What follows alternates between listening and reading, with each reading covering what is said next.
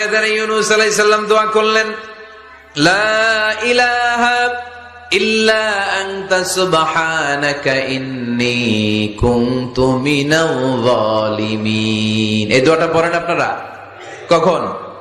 তুফান ছুটলে। কখন পড়েন আপনারা ইউসুফের খিলে এই দোয়াটা? আমাদের এলাকায় গ্রাম বাংলায় আমরা দেখছি তুফান ছুটলে পড়ে।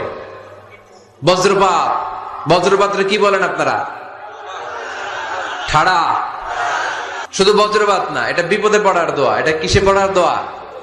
রাস্তায় বিপদে পড়েছেন এই দোয়া পড়েন, অফিসে বিপদে পড়েছেন এই দোয়া পড়েন, ঘরের ভেতরে বিপদে পড়েছেন এই দোয়া পড়েন। মাছের পেট থেকে এই দোয়া পড়ার কারণে সাইয়েদনা ইউনূস আলাইহিস সালামকে বিপদ থেকে রক্ষা করেছে কে? এটা মুসিবতে পড়ার দোয়া। মুসিবতে পড়লেই আমরা এই দোয়া পড়বো, মনে থাকবে?